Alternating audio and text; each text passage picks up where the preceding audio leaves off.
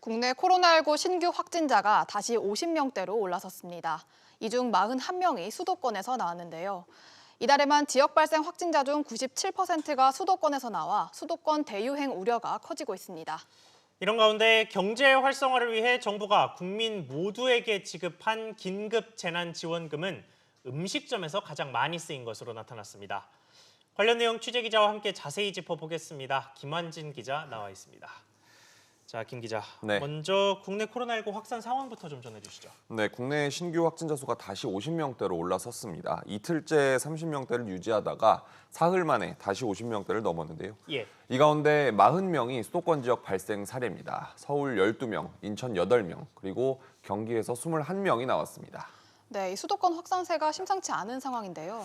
네, 방문 판매 업체와 탁구장, 그리고 개척교회 등 다양한 장소에서 산발적 그리고 연쇄적 감염이 이어진 탓입니다. 여기에 감염 경로를 알 수 없는 이른바 깜깜이 환자까지 느는 추세인데요.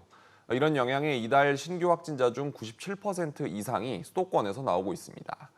방역당국은 집단 감염 고리를 끊어내지 못하면 수도권 대유행 상황이 올 수도 있다고 우려했습니다.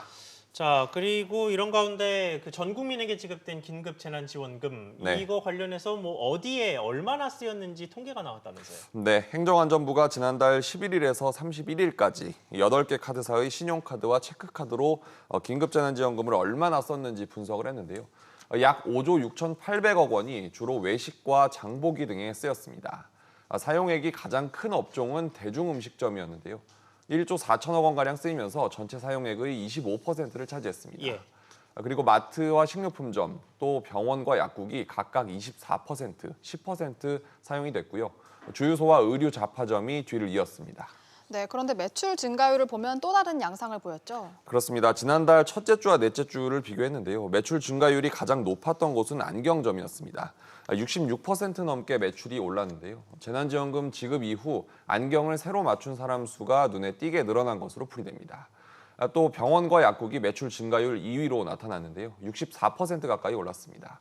이어서 학원과 서점, 그리고 헬스와 미용 순으로 매출 증가율이 높았습니다.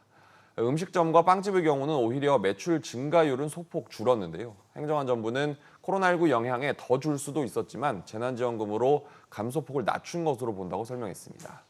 재난지원금은 또 전통시장과 영세업체의 숨통도 틔웠는데요. 전통시장 매출액은 지난달 첫째 주 2,705억 원에서 넷째 주 3,243억 원으로 약 20% 늘었습니다. 또 시중에 풀린 재난지원금의 약 26%인 1조 4,700억 원은 연매출 3억 원 이하 매장에서 사용이 됐습니다.